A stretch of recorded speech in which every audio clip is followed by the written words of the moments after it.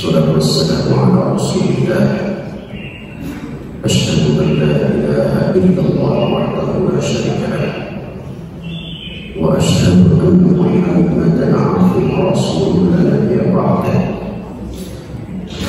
ونصلي ونسلم على سيدنا محمد بن عبد الله أما بعد أعوذ بالله من الشيطان الرجيم بسم الله الرحمن الرحيم القارعة ما القارعة وما أدراك ما القارعة يوم يكون الناس كالفراش المبثوث وتكون الجبال كالعهن المنفوش فأما من ثقلت موازينه فهو في عيشة راضية وأما من خفت موازينه فأمه هاوية وما أدراك ما هي نار حامية. Pada kajian subuh ini kita bahas makna tafsir Quran surah Al-Qari'ah. Al-Qari'ah itu terambil dari kata qara'a yang artinya adalah mengaku, diambil dari kata qara'a yang artinya mengaku ini karena suaranya sangat menggelegar yang kemudian mengalami kehancuran alam semesta, sehingga Al-Qari'ah kemudian diterjemahkan hari kiamat yang menggetarkan. Kemudian Allah nanya, Mal-Qari'ah, apa itu Qari'ah? Kemudian diulang lagi, wa ma adraka mal qari'ah. Tahukah kamu apa itu al-qari'ah? Yauma yakunu nasu kal farashi mabthus.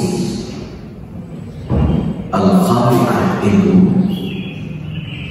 tadi makna bahasa adalah mengaku karena suaranya sangat menggelegar sehingga mengakibatkan kehancuran alam semesta, maka disebutlah hari kiamat. Al-Qari'ah itu pada saat itu manusia seperti lawan atau kampas yang berterbang. Sebelum hari kiamat ini terjadi, kita kaitkan pada Al-Quran surah An-Naml ayat 87 disebut dengan nafhatul faz'i. Jadi malaikat Israfil meniup dengan 3 tiupan. Yang pertama, tiupannya disebut dengan nafhatul faz'i,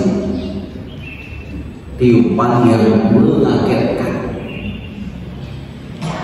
sehingga semua orang kaget karena suaranya menggelegar yang akibatnya hancur. Pada saat hari kiamat itu, manusia tidak berpikir dengan keluarganya, berpikir hanya sendiri-sendiri. Dalam Quran surah Abasa, yauma yafirrul mar'u min akhihi, pada hari kiamat itu kita akan terpisah dengan saudara-saudara kita. Jadi kita kan hari ini bisa berkumpul suatu saat saudara yang kita cintai, yang kita banggakan, terpisah semua. Kemudian juga terpisah dengan siapa lagi? Yauma yafirrul mar'u min akhihi wa ummihi wa abihi. Dengan orang tua pun terpisah. Dalam Al-Quran surah Luqman, satu ayat sebelum terakhir itu ada kalimat ya ayyuhan nasu taqu rabbakum wahsyar yawma la yajzi walidun an waladihi wala mauludun wa jazi an walidihi syai'an. Hai manusia, hendaklah takut kepada Allah, karena di mana hari saat itu wahsyar yaumal la yajzi walidun an waladihi, orang tua tidak bisa menolong anaknya, sebaliknya juga anak tidak bisa menolong orang tua pada saat hari ini, karena terpisah. Wasahibatihi wa banihi, dengan pasangan kita suami istri yang setiap hari, setiap malam, setiap saat berdua, terpisah. Yang di dunia dibebek-bebek ya yang ayah, terpisah nanti juga. Anak-anak kita juga yang kita banggakan terpisah. Untuk apa? Kullu mri'in yauma idzin sya'nun yughnihi. Saat itu setiap orang harus mempertanggungjawabkan perbuatan. Sudah mulai. Dan yang akan ditanya dalam hadis itu, yang pertama adalah wa'an jismihi, tentang fisik kita. Untuk apa dihabiskan? Ini fisik ini dari ujung kaki sampai ujung rambut tubuh kita akan ditanya untuk apa? Setiap saatnya fisik kita ini digerakkan. Makanya dalam bab wudu itu kan artinya suci, bersih, bersinar. Jadi orang yang selalu wudu bersih, suci bukan hanya fisik, tetapi juga batin. Sehingga wudu itu karena bersinar, bukan hanya bersinar dalam dirinya, seperti ibu-ibu glowing itu wajahnya, tetapi harus menyinari orang lain. Itu menyinari orang lain. Maka nanti orang yang selalu wudu itu oleh Allah yaumul qiyamah akan dipanggil dalam keadaan hurran wa muhajjalin. Hurran itu ubun-ubunnya, mukanya, wajahnya bercahaya. Wa muhajjalin, tangan dan kakinya pun bercahaya. Maka sering-sering wudu. Itu makna lahir, tetapi ada makna batin. Contoh, membasuh kedua telapak tangan. Berarti jari-jari ini bukan hanya bersih fisik, tetapi juga kalau sudah wudu, jari-jari ini tidak digunakan untuk utak-atik WA yang menjadi masyarakat. Yang menjadi orang lain benci gitu. Setelah wudu bersih. Setelah wudu. Kemudian mulut berarti bukan hanya harum dengan odol, tetapi juga harum dengan tutur kata, sehingga tutur katanya baik. Maka tingkatan wudu itu, kata Imam Ghazali itu ada 3. Satu, ketika Bapak Ibu wudu, membersihkan dari hadas dan Ini makna lagi. Yang kedua itu membersihkan dari penyakit hati. Wudu itu. Jadi kalau orang yang berwudu masih punya penyakit hati, wudunya dipertanyakan. Ada yang salah dalam wudunya. Orang yang berwudu kok si sombong, angkuh, iri, dengki, benci, kesal, dongkol, yang ngekek segala. Dipertanyakan. Yang ketiga, wudu itu membersihkan perilaku akhlak yang tercela menuju akhlak yang mulia. Itu wudu itu tingkatannya. Sekarang kita wudu masuk tingkatan yang keberapa? Masa dari usia segini tingkatannya masih tingkatan 1. Wudu hanya sekedar membersihkan lahir, yaitu penyakit dari hadas dan najis. Masuk tingkatan kedua, membersihkan dari penyakit hati. Masuk lagi tingkatan ketiga, membersihkan dari akhlak yang tercela menuju terpuji. Maka pantas kita setelah wudu berdoa, Allahumma ja'alni minat tawwabi wa ja'alni minat mutatahhirin wa ja'alni min ibadika shalihin. Ya Allah, setelah saya wudu, lahir saya bersih, jadikan orang yang tawwabi, mau memperbaiki menuju perubahan, perbaiki rubah, perbaiki 5 waktu lah, anggap yang wajibnya itu. Untuk apa? Mutatahhirin, supaya bukan hanya bersih lagi, tetapi juga bersih batin. Kemudian ujungnya min ibadika shalihin, supaya saya menjadi hamba-Mu yang saleh. Jadi untuk menuju saleh ternyata dari tawwabi menuju mutatahhirin. Tawwabi mau punya tekad yang kuat untuk memperbaiki diri.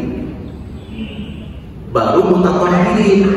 Mutatahhirin bersih-bersih lahir dan batin. Kalau lahir sudah, ya dengan wudu, ya dengan mandi, pengganti dari itu tayamum, tinggal bersih-bersih batin.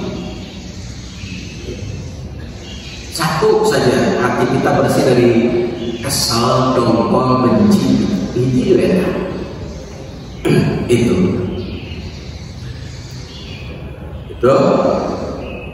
tentang wudu itu. Membasuh kedua tangan, berarti tangan ini siap melayani orang, gitu kan? Dan tidak mengambil hak kecuali haknya, tidak mengambil hak orang lain. Tangan wudu tapi masih suka mengambil hak orang lain, berarti ada yang salah dalam wudunya. Berarti baru tingkatan pertama, hanya bersih lagi, hanya bersih hadas dan najis. Ya, kita kembali. Pertanyaan pertama, Allah akan bertanya tentang fisik kita. Wa man nu'ammirhu nunakishu fil khalqi. Dari mulai kita 0 tahun sampai panjang umur sampai lemah, Allah tanya fisik kita. Yang kedua, yang ditanya oleh Allah adalah wa an umri fima ablad, tentang umur kita, usia kita, yang Allah akan tanya. Makanya kita akan mempertanggungjawabkan itu fisik, umur. Seperti yang pernah saya sampaikan, fungsi umur ini dalam hadis riwayat Tirmidzi ada 4. 1, yunasabu fiha rabbah. Fungsi umur kita gunakan untuk beribadah. fungsi umur itu, baik ibadah hubungan dengan Allah maupun ibadah hubungan sesama manusia. Disebut dalam istilah fikih ibadah mahdhah dan ibadah ghair mahdhah. Fisik kita, model pada hari sekarang 1 Dzulhijjah itu disebut adalah min ayyam, tidak ada hari-hari yang hari-hari itu jika kita melakukan amal soleh maka pahalanya 1 setara dengan jihad, yang kedua pahalanya dicintai oleh Allah, yang ketiga pahalanya diampuni oleh Allah, yang keempat pahalanya diangkat derajatnya, yang kelima pahalanya dilipat gandakan. 10 awal bulan sekarang, 10 awal. Contoh dalam Imam Nawawi itu, jika melakukan sholat malam maka pahalanya setara dengan mendapatkan Lailatul Qadar di awal 10 bulan Dzulhijjah ini. Jadi kalau 1 malam kita mendapatkan setara dengan Lailatul Qadar, berarti 1 malam kita tahajud dan witir itu pahalanya 1000 bulan. Kalau 10 malam 10.000 bulan, 10.000 dibagi 12 kurang lebih 833 tahun. Tuh pahalanya. Umur kita tidak sampai, tapi pahalanya bisa sampai. Kebaikan kita asal jaga sholat malam, itu pahalanya luar biasa, salah satunya. Makanya umur kita gunakan untuk, karena bulan depan, tahun depan belum tentu kita sampai ke Dzulhijjah. Contoh lain, kita hadir di majelis ilmu ini. Hadir di majelis ilmu, Rasulullah menyebut majelis ilmu itu, pertanyaan dari Anas bin Malik, wa ma biriyadil jannah, ya Rasul, apa itu taman surga? Rasulullah menyebut majalisul ilmu, majelis ilmu. Bapak Ibu hadir hanya beberapa jam, tetapi Bapak Ibu sedang berada di majelis ilmu sama dengan Bapak Ibu berada di Raudhah, di taman surga. Tahun ini kita tidak bisa ke Madinah, tapi ibu bisa ke Raudhah melalui apa? Majelis ilmu. Pahalanya di majelis ilmu dalam hadis dari At-Tirmidzi setara dengan Bapak Ibu iktikaf di Masjid Nabawi selama 1 bulan. Majelis ilmu.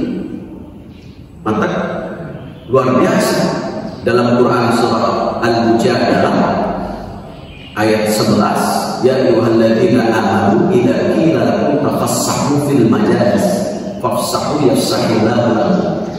Ayat ini turun karena para sahabat begitu semangat untuk menghadiri majelis ilmu sehingga berdesakan. Makanya kalau tahu akan keutamaan majelis ilmu, orang berduyun-duyun akan hadir ke majelis ilmu. Belum malaikat hadir setiap 1 orang Bapak Ibu ini didampingi ketika di majelis ilmu 1000 malaikat. Jadi kalau Bapak hadir di sini setiap orang 1000 malaikat, ini berapa ini? Ada 500 orang ini. 500 kali ini 1000 itu berapa itu? Sudah 500.000 malaikat turun. Belum malaikat pada saat waktu subuh menyaksikan 1000 malaikat. Sehingga dalam hadis jata'al qabur, pada saat malaikat waktu subuh dan asar itu pergantian shift, ada yang naik, ada yang turun. Yang naik dan turun ditanya oleh Allah pada Allah, saya tahu. Pertanyaannya gimana? Gimana kau malaikat saat meninggalkan hambaku? Malaikat jawab, wa hum yusallun, sedang sholat ya Allah, catat sholat. Bagaimana malaikat saat kau tinggalkan waktu subuh, wa hum naimun, ada yang masih tidur saja. Sehingga catatannya, ada orang yang catatannya tidur dulu. Dan catatan malaikat itu akan kita terima saat kapan? Nanti dia berkiamat. Dalam Quran surah Al-Kahfi ayat 49. Wa wudi'al kitab, malaikat Allah akan menyerahkan catatan hidup kita. Fataral mujrimina, kau hai Muhammad silakan lihat bagaimana reaksi orang-orang yang catatannya penuh dengan angka merah, penuh dengan dosa. Musyrikina ma fihi, mereka itu menerima buku catatan penuh dengan rasa takut sambil mengatakan yaquluna, ya kita celaka saya ini. Mali hadzal kitab, ini catatan apa ini ya Allah? Illa asal wa wajadu ma'ani. Jadi catatan ini ya Allah la yughadiru saghiratan wala kabiratan, rinci betul catatannya. Jadi dicatat itu dari fisik kita, umur kita dicatat rinci, jelas soal, tidak tertinggal sedikit pun catatannya. Wa wajadu ma'ani hadirah, kita akan melihat catatannya nantinya yaumul qiyamah. Makanya nanti akan bagi rapor itu di lembur istilahnya sama, bagi rapor di lembur. Itu umur kita. Yang kedua, fungsi umur kita adalah yuhasabu fiha nafsa. Fungsi umur kita untuk mengevaluasi, bukan mengevaluasi perasaan. Dalam hadis yang diriwayatkan oleh Aisyah radhiyallahu anha, tuba liman sabalahu ayuhu min uyubin nas, sungguh sangat beruntung orang yang hidupnya sibuk mengurus kesalahan diri sendiri. Sungguh sangat beruntung. Yang ketiga, fungsi umur yatafakkaru fiha bi sunnillah, digunakan untuk belajar. Seperti ini fungsi umur. Maka kalau belajar itu tidak ada batas sampai kita masuk ke yang ada batas itu sekolah. Kalau sekolah dari madrasah ibtidaiyah SD sampai perguruan tinggi S1, S2, S3 sudah ada sekolah lagi. Itu. Tapi kalau belajar sepanjang hayat. Kapan berhentinya? Kedua mata kita sudah ditimbun oleh tanah, baru berhenti untuk belajar. Sampai yang umur. Yang keempat, fungsi umur digunakan untuk bekerja, mencari kebutuhan hidup, baik makan maupun minum. Itu fungsi umur. Yang ketiga, pertanyaannya nanti kita akan ditanya dengan harta. Kalau pertanyaan harta ada dua, beda. Kalau umur kan satu, untuk apa umurmu kau gunakan. Kalau fisik, untuk apa fisikmu kau habiskan. Kalau harta ada dua, satu, dari mana didapat, halal atau haram? Ini pertanyaannya. Dari mana didapat, dengan cara bagaimana? Kalau haram, maka annadzalika yustajabu min dzalik, mustahil seluruh amalanmu Allah akan dijawab. Bahkan menurut Imam Syafi'i, setiap satu butir nasi didapat dari harta yang halal, maka selama 40 hari amalan kita tidak diterima. Kalau satu piring berapa butir nasi? Pernah hitung nggak Pak? Ayah 100 butir lebih. Kalau 100 saja anggap yang kita ambil minimal 100 kali 40 4.000 dibagi berapa jumlah tahun, jumlah hari per tahun? 360. Berarti 4.000 dikali 360 hampir 11 tahun ya. Hampir 11 tahun. Amalan kita tidak diterima. Itu baru satu piring. Kalau 2 piring, kalau 3 piring sehari, 3 piring kali 11 tahun, berarti 22 tambah 11, 33 tahun. Kalau 2 hari, seumur hidup gitu. Namun alhamdulillah, makanya harta itu kita dapat dari yang halal. Apalagi kita ambil pembelajaran dari sa'i. Sa'i itu kalau di marga dulu artinya di Fakul Ummah itu sa'i itu artinya usaha, bekerja. Mulainya dari kapan? Sofa. Sofa itu artinya bersih, niat bersih, cara bersih, tujuan bersih, maka hasilnya marwah, mulia, berkah.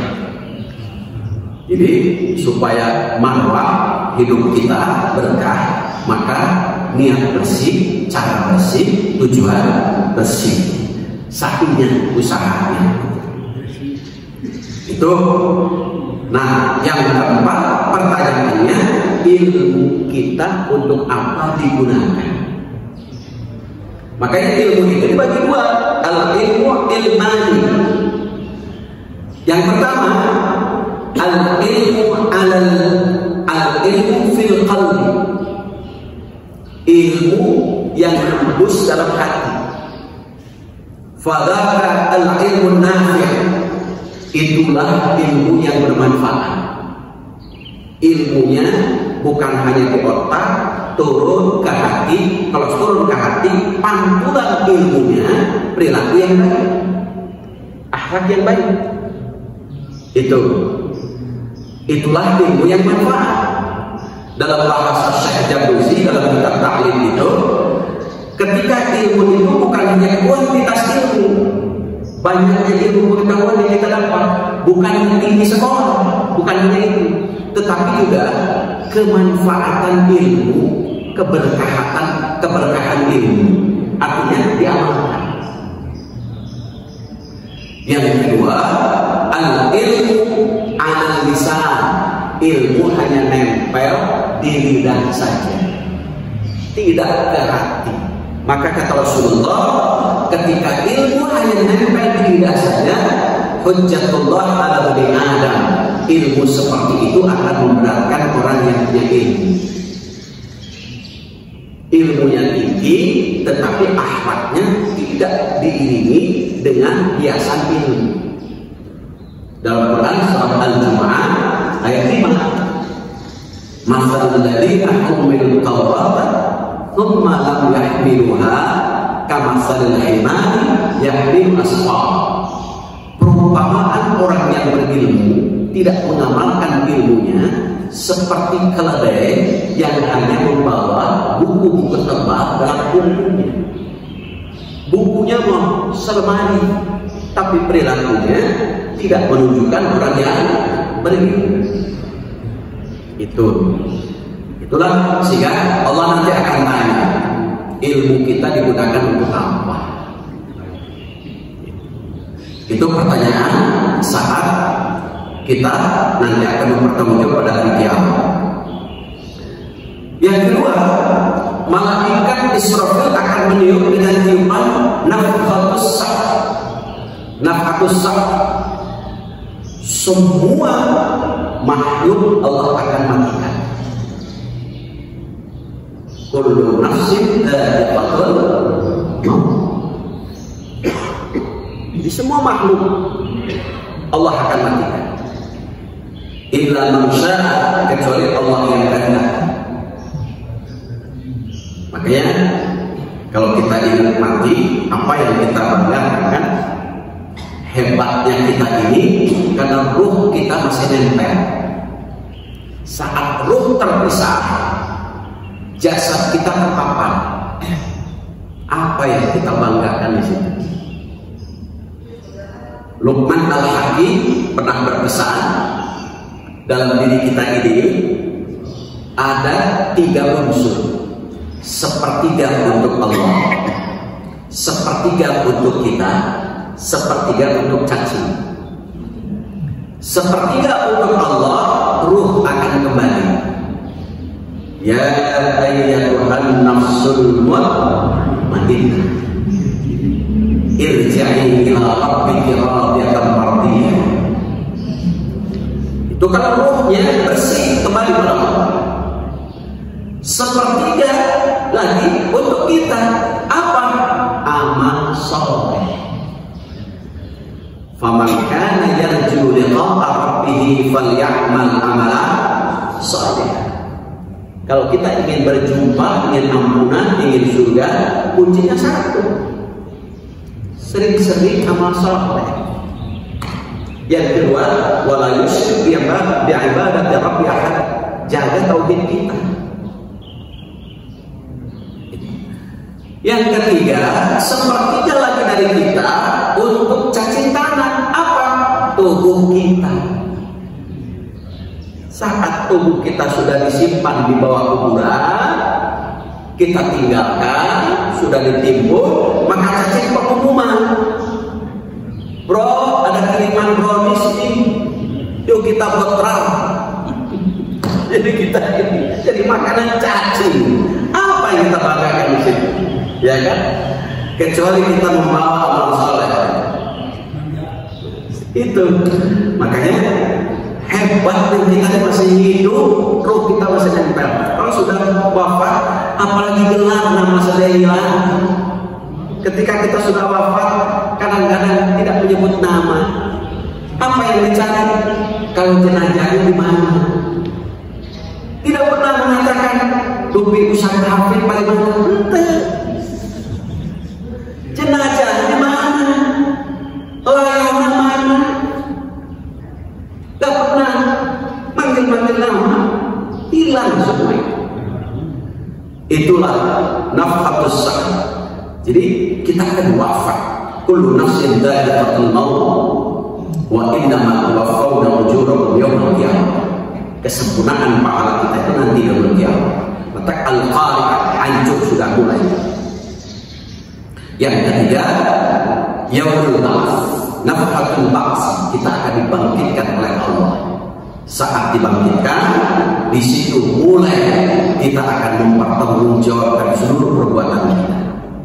Pada saat hidup ini, pertanggungjawaban kita. Pokoknya siap-siap saja kita itu. Umur untuk apa dihabiskan? Untuk apa digunakan? Tubuh untuk apa dihabiskan? Umur untuk apa digunakan? Fisik untuk apa dihabiskan? Harta dari mana? Untuk apa? Ilmu untuk apa digunakan? 5 pertanyaan. Siap-siap jawabannya. Itu pertanyaannya sudah bocor, alhamdulillah.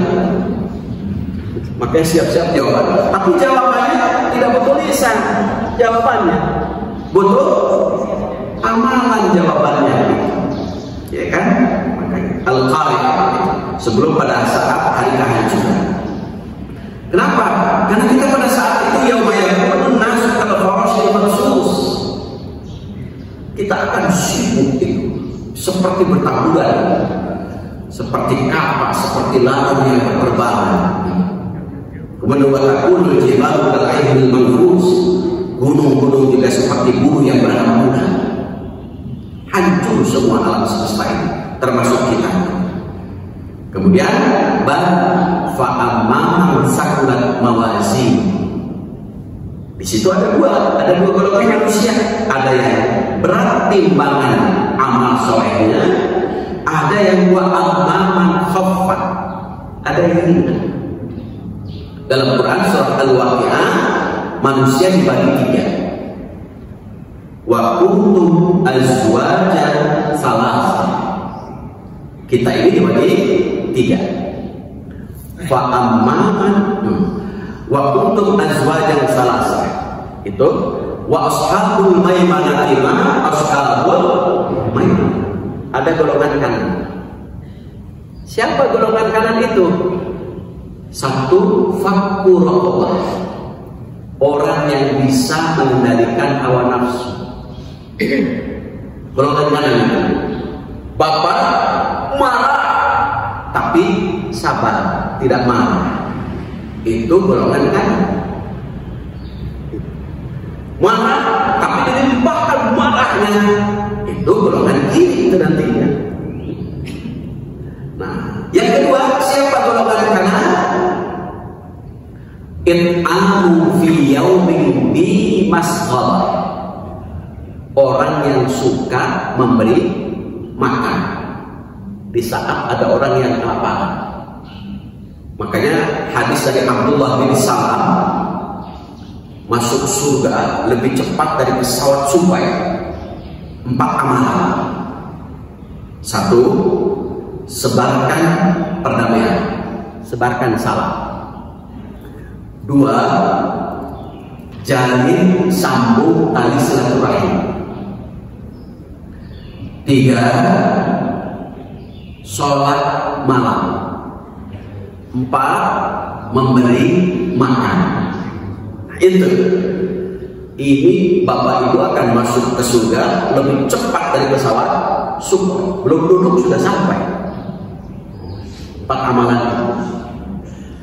Apalagi in'amu fi yaumin dhi masghab yatiman dha maqrabah, anak-anak yatim bisa dari kerabat dekat kita karena faktor nasab, karena ikatan keturunan, ikatan saudara, bisa juga kerabat dari tetangga kita yatim.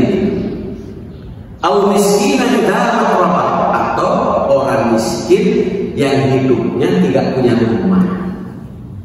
Dia hidupnya, yang atapnya itu adalah langit, tidurnya di atas tanah, kolong jembatan. Maka inilah golongan kanan. Kemudian yang kedua, wa ashabul masy'amah, golongan kiri. Siapa golongan kiri? Mereka kadzabu bi ayatina, mendustakan ayat-ayat Allah, wastakbaru anha, dan sombong, menyombongkan diri hidupnya. Maka termasuk golongan ini. Ada golongan yang melebihi golongan kanan. As-sabiqun as-sabiqun, ulaikal muqarrabun. Tanda orang yang kurban ternyata ada 2. Masuklah golongan kanan atau sabiqun as-sabiqun, yaitu orang yang semangat untuk berbuat baik, paling depan dia berbuat baik. Jadi yang selamat itu 2 golongan, golongan maimanah, golongan sabiqunas sabiqun. Jangan sampai masuk golongan masy'amah, golongan kiri. Mereka dusta terhadap ayat Allah, kufur terhadap ayat Allah. Yang kedua, dia juga menyombongkan diri hidupnya itu ya. Wa amman khaffat mawazinu, golongan kiri itu orang yang ringan timbangannya, golongan kanan orang yang berat timbangan amal soleh. Maka balasannya bagi orang yang berat timbangan amal solehnya, fa huwa fi 'ishatir radiyah, Allah ridho. Makanya ya ayyatuhan nafsul mutmainnah irji'i ila rabbiki radiyatan mardiyah, Allah ridho. Tapi sebaliknya golongan kiri, fa amman khaffat mawazinu fa ummuhu hawiyah, akan masuk ke neraka hawiyah. Neraka hawiyah itu apa? Narun hamiyah, api yang sangat panas. Itu salah satu contoh adalah dia tidak membayar zakat misalnya. Maka dalam Quran surah At-Taubah ayat 34 ayat 35, At-Taubah ayat 34, walladzina yaknizuna adh-dhahaba wal fiddata wa la yunfiquna fi sabilillah, orang yang menyimpan aset harta dalam bentuk emas atau perak atau aset tabungan-tabungan lain, dia tidak mau untuk mengeluarkan zakat, infak, sedekah. Maka kata Allah, "Fabashshirhum bi'adzabin alim." Kabarkan oleh Muhammad agar Allah sangat pedih. Apa yang akan dibakar? Yauma yuhma biha, yauma yuhma biha, fatuwa biha jibahu wa juhuruhu wa dhuhuruhu. Yauma yuhma 'alaiha fi nari jahannam. Pada hari kiamat itu Allah akan bakar neraka jahanam. Apanya? Keningnya, lambungnya, punggungnya. Yang membakar ini adalah ternyata uang kita yang tidak dikeluarkan zakatnya. Harta 2,5% diam, tetapi pada saat membakar dia bisa berkata, "Hadza ma kanastum li anfusikum." Inilah harta yang kau simpan hanya untuk dirimu sendiri. Saya kira itu secara garis besar isi kandungan surah Al-Qari'ah. Barangkali ada yang tanyakan, silakan yang belum jelas. Mangga buat. Assalamualaikum warahmatullahi wabarakatuh. Izin bertanya Pak Ustadz, maaf kalau seandainya hari kiamat itu berlangsungnya 1 hari atau ada berkesinambungan, dan setelah hari kiamat apakah ada nilainya? Nah, yang kedua, apa yang dimaksud dengan keluarnya Imam Mahdi, Dajjal, Ya'juj dan Ma'juj? Itu aja yang ditanyakan. Terima kasih atas penjelasannya. Yang pertama, hari kiamat itu kalau dalam Al-Quran, Al-Qari'ah, wa ma adraka mal qari'ah, yaum itu kalau hitungannya itu adalah, kalau menurut bahasa dzaraf zaman. Kalau dzaraf zaman itu waktunya kapan saja, berapa lama saja, yang tahu hanya Allah. Hanya hitungannya pada saat hari kiamat itu nanti, itu 1 hari ada yang mengatakan sama dengan 1000 tahun untuk hitungan manusia. Ada juga dalam tafsir hitungan 1 hari sama dengan 50.000 tahun. Terasa itu 1 hari tapi diibaratkan 1000 tahun. Kenapa? Karena tersiksa mungkin bagi orang yang tidak beriman. 1 hari diibaratkan 50.000 tahun. Makanya yaum itu kapan saja, berapa lama saja, hak Allah. Hanya dalam tafsir ada yang mencoba-coba 1 hari sama dengan 1000 tahun, ada juga yang menyatakan 1 hari sama dengan 50.000 tahun untuk hitungan kita. Itu. Yang kedua adalah Imam Mahdi. Imam Mahdi itu ada makna dhahir, ada makna-makna. Kalau makna dhahir, Imam Mahdi memang ada orang, ada makhluk yang akan turun. Hanya siapa yang turun itu memang dirahasiakan. Dia akan menegakkan keadilan dan kebenaran. Itu bisa jadi dari Margahayu, itu bisa jadi orang yang berani untuk menegakkan keadilan atau kebenaran. Itu turun nanti tanda-tanda kiamat. Ada juga yang mengatakan Mahdi itu adalah makna-makna orang yang selalu memberi petunjuk untuk jalan benar, jalan yang lurus. Siapa? Siratal ladzina an'amta 'alaihim ghairil maghdubi 'alaihim waladdallin. Yang memberi petunjuk itu siapa? Para nabi, para rasul, kemudian para ulama, para syuhada, para sholih. Makanya diberi hikmah. Itu disebut Mahdi, orang yang memberi petunjuk. Itu kalau itu makna luas karena dari segi bahasa. Ya'juj itu adalah maknanya adalah orang yang selalu melihat dengan mata sebelah, sehingga memutarbalikkan kebenaran menjadi salah, salah jadi benar. Itu maknawi. Kalau makna lain, Ya'juj itu adalah orang yang selalu akan merusak muka bumi. Itu mengadakan kerusakan. Tetapi kalau maknawi selalu melihat sesuatu itu dengan mata sebelah. Artinya apa? Simbol kebenaran menjadi salah, salah menjadi benar. Dajjal itu adalah orang yang selalu menyebarkan fitnah. Bisa fitnah dunia, itu provokator. Dajjal juga kalau dalam segi makna zahir ya akan merusak muka bumi. Dalam makna singkatan Dajjal dadak hujan. Kelihatan auratnya itu. Makanya itulah makna-makna. Apa yang akan terjadi itu para ulama berbeda. Ada yang mengatakan zahir memang Dajjalnya dan Ya'juj Mahdinya ada. Ada juga yang memaknakan secara maknawi. Jadi bukan makhluknya, tetapi dia adalah orang. Nah, orangnya siapa? Tetapi orangnya sebagai simbol saja. Orang yang selalu memberikan petunjuk kepada keadilan dan kebenaran, maka disebut Imam Mahdi. Orang yang selalu memandang dengan mata sebelah, benar jadi salah, salah jadi benar, memutarbalikkan, maka disebut Ya'juj. Orang yang selalu menyebarkan fitnah, maka disebut Dajjal. Itu. Saya kira itu.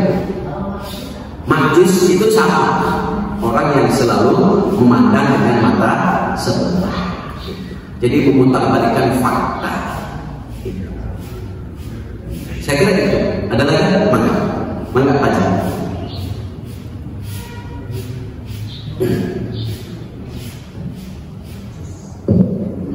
Assalamualaikum warahmatullahi wabarakatuh. Waalaikumsalam. Mengenai orang yang di golongan kiri, di golongan tengah, dan di golongan kanan, apakah bukan sifat manusia yang kadang-kadang berubah kanan di kiri, kanan di tengah? Nah, kemudian kalau kita lihat Israel itu memang sudah ditakdirkan sebagai yang luar biasa dalam Quran tersebut. Tapi dia hanya untuk golongannya saja. Nah, bagaimana mana yang paling baik di tengah, di kanan mestinya ya, dan di kiri tentunya enggak ini. Yang pertama, kalau dalam Quran surah Al-Waqi'ah di ayat berikutnya itu ulaikal muqarrabun fi jannatin na'im. Mereka adalah orang yang dekat dengan Allah, sehingga Allah sediakan surga yang penuh dengan kenikmatan. Siapa mereka itu? Mereka itu adalah wa ashabul maimanah. Yang pertama adalah golongan kanan. Itu golongan kanan itu siapa? Tadi orang yang mengendalikan nafsu, orang yang selalu memberi makan, itu golongan kanan. Orang yang selalu beriman, orang yang selalu menyayangi sesama manusia, itu golongan kanan tandanya. Kemudian golongan kiri adalah golongan yang ingkar terhadap ayat Allah, mendustakannya dan menyombongkan diri. Golongan kiri.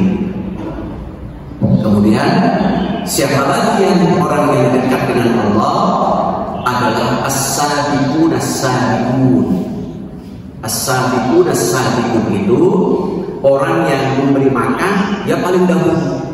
Pokoknya setiap kebaikan dia paling semangat, paling dahulu.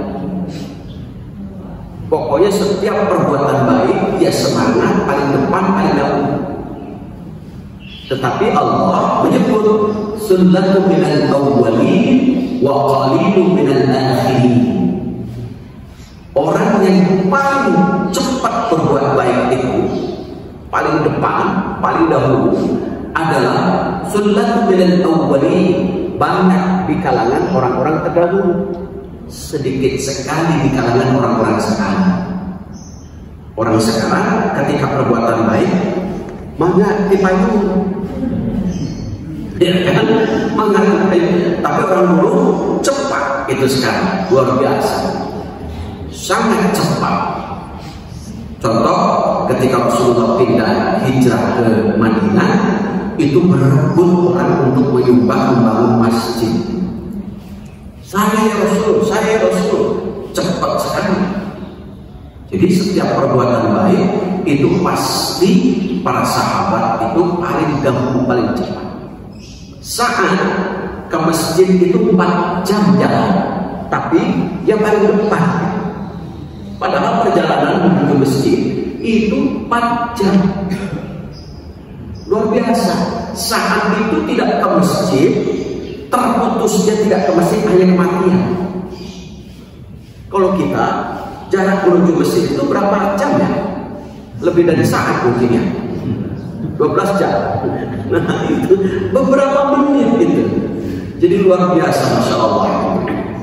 Itulah sehingga golongan kanan, golongan kiri, golongan yang kurang cepat. Maka yang terbaik itu adalah golongan kanan, dan golongan kanan itu ada yang tingkatan lagi, yaitu orang yang paling depan, paling semangat untuk berbuat baik. Jangan menjadi golongan kiri. Kenapa?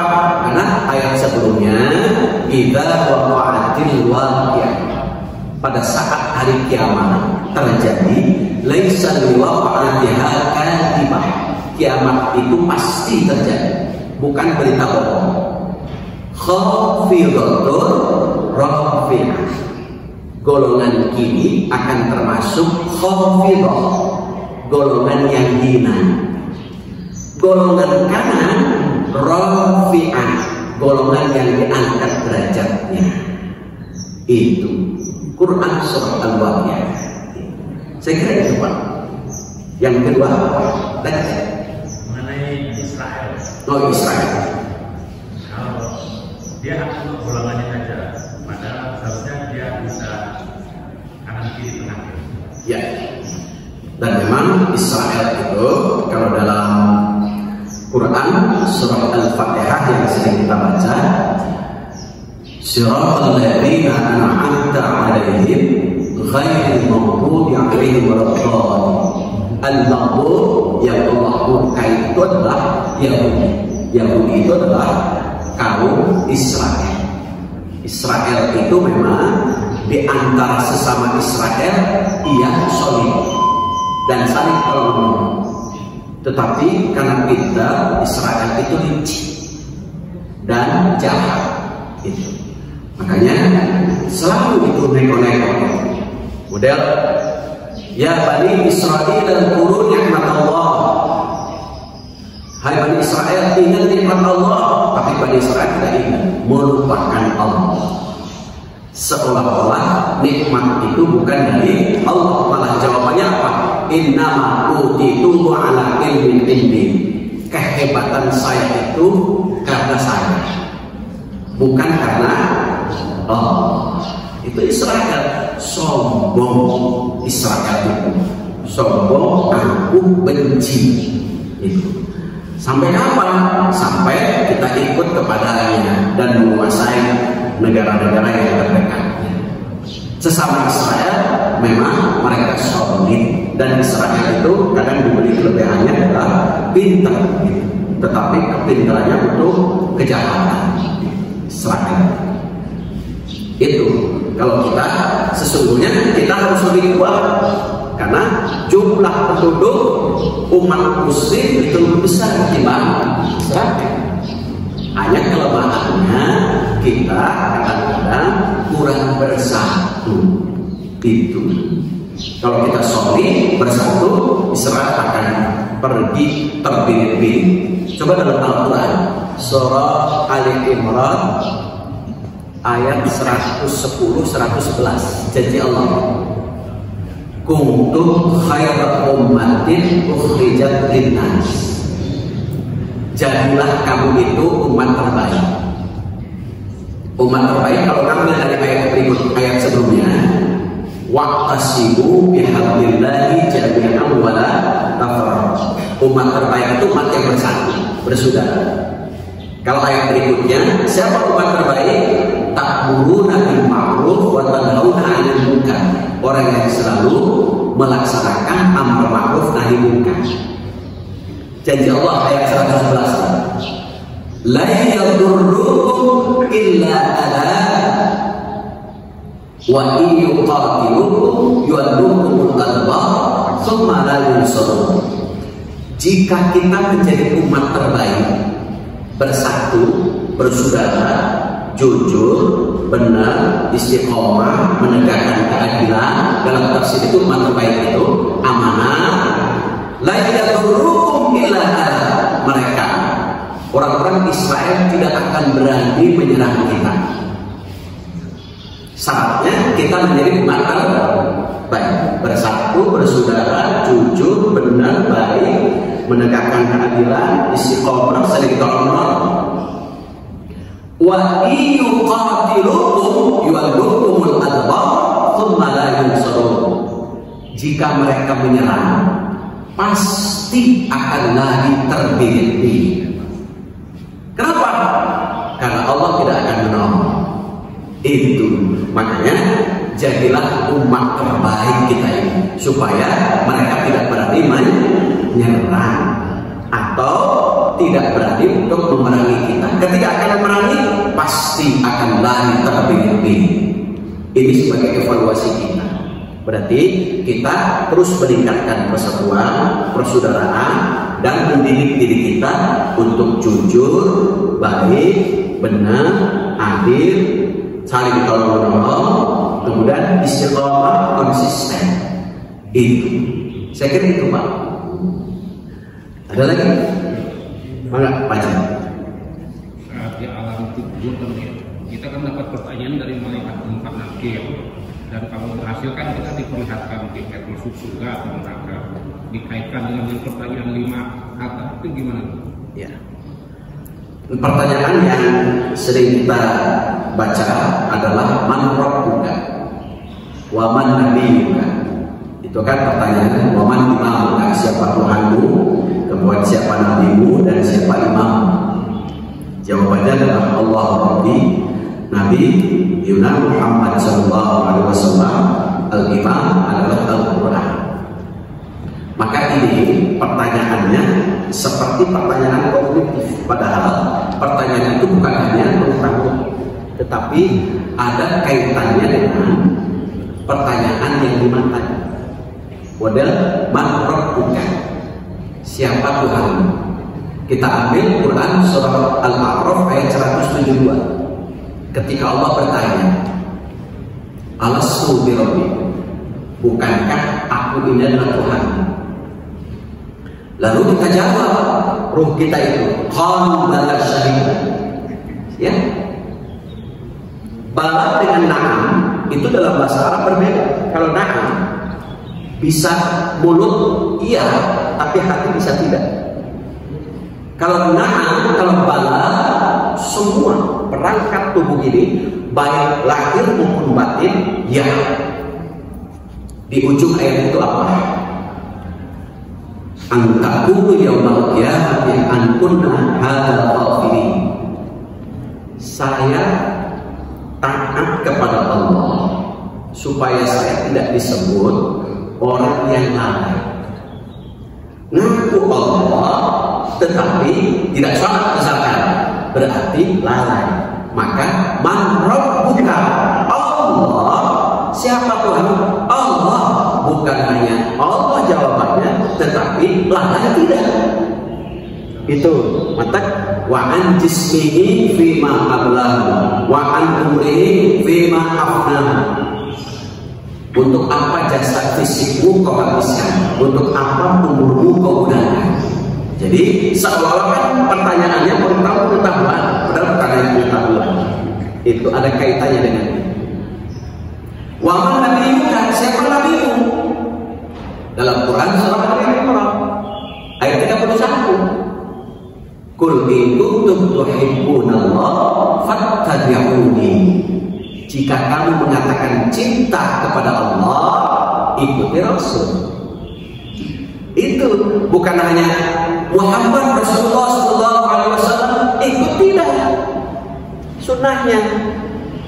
Itu Sehingga syarat ibadah diterima itu ada dua, satu ikhlas, dua ittiba sunnati Rasul, mengikuti Rasul.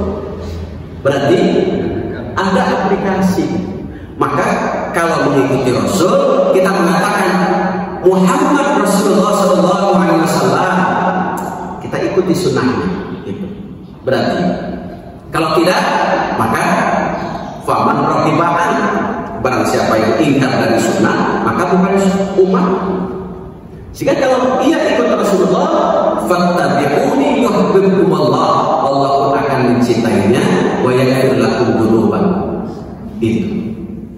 Kemudian waman imamuka, jawabannya Al-Quran, tidak cukup hanya lisan. Quran itu kegiatannya ada 4. Quran untuk dibaca, Quran untuk dipahami, Quran untuk dihafalkan, Quran untuk diamalkan. Quran, tapi Quran tidak pernah dibaca, apalagi untuk dipahami. Maca ente, maca wewean, Quran pernah dibaca. Itu sehingga ada kaitannya dengan 5 pertanyaan tadi. Itu secara sekilas pertanyaan man rabbuka wa man nabiyuka itu hanya dipahaminya pengetahuan, padahal bukan hanya pengetahuan, tapi ada kaitannya dengan perbuatan kita. Itu. Saya kira itu Pak. Ada lagi? Cekap? Cekap. Kami cekap. Itu saja barangkali yang saya sampaikan. Mudah-mudahan kuncinya Rasulullah SAW pada saat sudah turun Quran surat At-Tahrim ayat 6 itu Rasulullah SAW selalu tidak pernah henti-hentinya memberikan nasihat kepada keluarganya untuk senantiasa berbuat dan menyebarkan kebaikan, karena itu kuncinya adalah amal soleh. Kunci kita ini amal soleh. Makanya kalau keluarga kita soleh, malaikat akan mendoakan supaya keluarga itu masuk ke surga. Amin. Maka soleh kita lahirkan bukan hanya untuk diri sendiri, tetapi untuk keluarga besar kita. Itu saja barangkali yang saya sampaikan. Mudah-mudahan kita senantiasa sehat, panjang umur, diiringi dengan keberkahan. Kita tutup mengajar ini sama-sama dengan membaca doa penutup majelis taklim.